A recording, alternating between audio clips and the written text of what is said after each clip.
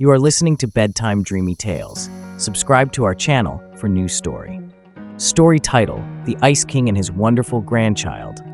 In the far-off ages, all the lands of northern Europe were one, for the deep seas had not yet separated them. Then, our forefathers thought that fairies were gods. They built temples in their honor and prayed to them. Then, in the place where is now the little town of Uller in Friesland, was the home of the spirit in the ice, Uller. That is what Uller means, the home of the good fairy Uller. Uller was the patron of boys and girls. They liked him because he invented skates and sleds and sleighs. He had charge of things in winter and enjoyed the cold. He delighted also in hunting. Dressed in thick furs, he loved to roam over the hills and through the forests, seeking out the wolf, the bear, the deer, and the aurochs. His bow and arrows were terrible, for they were very big, and he was a sure shot. Being the patron of archery, hunters always sought his favor. The yew tree was sacred to Uller, because the best bows were made from its wood. No one could cut down a yew tree without angering Uller. Nobody knew who Uller's father was, and if he knew himself, he did not care to tell anyone. He would not bestow many blessings upon mankind. Yet thousands of people used to come to Uller every year to invoke his aid and ask him to send a heavy fall of snow to cover the ground. That meant good crops of food for the next year. The white snow, lying thick upon the ground, kept back the frost giants from biting the earth too hard. Because of deep winter snows, the ground was soft during the next summer. So the seed sprouted more easily and there was plenty to eat. When Uller traveled over the winter snow to go out on hunting trips, he strapped snowshoes on his feet. Because these were shaped like a warrior's shield, Uller was often called the shield god. His protection was especially invoked by men who fought duels with sword or spear, which were very common in early days, or by soldiers or hunters who wished to be very brave or had engaged in perilous ventures. Now, when Uller wanted a wife to marry him, he made love to Skadi, because she was a huntress and liked the things which he liked, so they never had a quarrel. She was very strong, fond of sports, and of chasing the wild animals. She wore a short skirt which allowed freedom of motion to her limbs. Then she ranged over the hills and valleys with wonderful swiftness. So rapid were her movements that many people likened her to the cold mountain stream that leaps down from the high peaks and over the rocks, foaming and dashing to the lowlands. They gave the same name to both this fairy woman and the water, because they were so much alike. Indeed, Skadi was very lovely to look at. It was no wonder that many of the gods, fairies, and men fell in love with her. It is even said that she had had several husbands before marrying Uller. When you look at her pictures, you will see that she was as pretty as bright winter itself, when Jack Frost clothes the trees with white and makes the cheeks of the girls so rosy.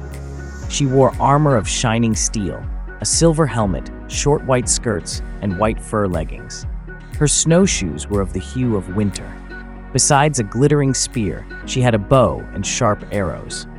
These were held in a silver quiver slung over her shoulders. Altogether, she looked like winter alive. She loved to live in the mountains and hear the thunders of cataracts, the crash of avalanches, the moaning of the winds in the pine forests. Even the howling of wolves was music in her ears.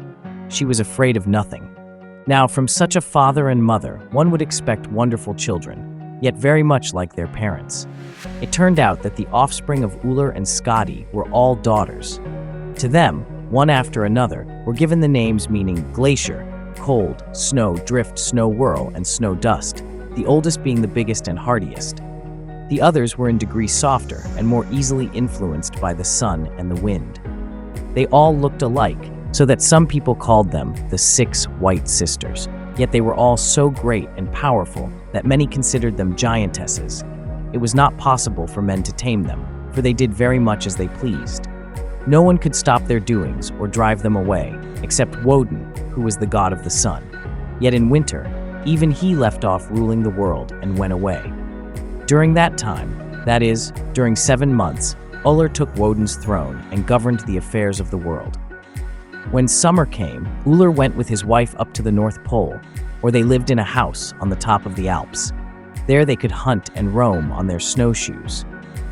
To these cold places, which the whole family enjoyed, Their daughters went also, and all were very happy so far above the earth. Things went on pleasantly in Uller's family, so long as his daughters were young, for then the girls found enough to delight in at their daily play. But when grown up, and their heads began to be filled with notions about the young giants, who paid visits to them, then the family troubles began. There was one young giant fairy named Uller, who came often to see all 6 of Uller's daughters, from the youngest to the oldest. Yet no one could tell which of them he was in love with, or could name the girl he liked best. No, not even the daughters themselves. His character and his qualities were not well known, for he put on many disguises and appeared in many places. It was believed, however, that he had already done a good deal of mischief and was likely to do more, for he loved destruction. Yet he often helped the Kabouter dwarfs to do great things, so that showed he was of some use. In fact, he was the fire fairy. He kept on, courting all the 6 sisters, long after May Day came, and he lengthened his visits until the heat turned the entire half-dozen of them into water. So they became one. At this, Uller was so angry at Uller's having delayed so long before popping the question, and at his daughters losing their shapes, that he made Uller marry them all, and at once, they taking the name of Region. Now when the child of Uller and Region was born, it turned out to be, in body and in character, just what people expected from such a father and mother. It was named in Dutch, Stoom. It grew fast and soon showed that it was as powerful as its parents had been, yet it was much worse when shut up than when allowed to go free in the air. Stoom loved to do all sorts of tricks. In the kitchen, it would make the iron kettle lid flop up and down with a lively noise. If it were confined in a vessel, whether of iron or earthenware, when set over the fire, it would blow the pot or kettle all to pieces in order to get out. Thinking itself a great singer, it would make rather a pleasant sound when its mother let it come out of a spout. Yet it never obeyed either of its parents. When they tried to shut up Stoom inside of anything, it always escaped with a terrible sound. In fact, nothing could long hold it in without an explosion. Sometimes Stoom would go down into the bowels of the earth and turn on a stream of water so as to meet the deep fires which are ever burning far down below us. Then there would come an awful earthquake because Stoom wanted to get out, and the earth crust would not let him, but tried to hold him down. Sometimes Stoom slipped down into a volcano's mouth.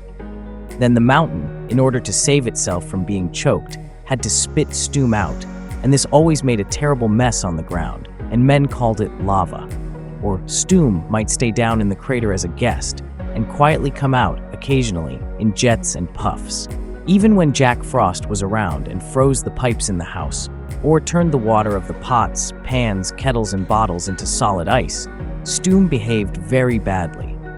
If the frozen kettles or any other closed vessel were put over the stove or near the fire, and the ice melted at the bottom too fast, Stoom would blow the whole thing up. In this way, he often put men's lives in danger and made them lose their property. No one seemed to know how to handle this mischievous fairy. Not one man on earth could do anything with him, so they let him have his own way. Yet all the time, though he was enjoying his own tricks and lively fun, he was, with his own voice, calling on human beings to use him properly and harness him to wheels, for he was willing to be useful to them and was all ready to pull or drive, lift or lower, grind or pump, as the need might be. As long as men did not treat him properly and give him the right to get out into the air, after he had done his work, Stoom would explode, blow up, and destroy everything. He could be made to sing, hiss, squeal, whistle, and make all kinds of sounds. But unless the bands that held him in were strong enough, or if Uller got too hot, or his mother would not give him drink enough, when the iron pipes were red with heat, he would lose his temper and explode. He had no respect for bad or neglected boilers, or for lazy or careless firemen and engineers. Yet properly harnessed and treated well, and fed with the food such as his mother can give, and roused by his father's persuasion, Stoom is greater than any giant or fairy that ever was. He can drive a ship, a locomotive, a submarine, or an aeroplane, as fast as froze boar, horse, or ship. Everybody today is glad that Stoom is such a good servant and friend all over the world. If you like this story, please give this video a like. For more stories, go to bedtimedreamytales.com. See you in the next story.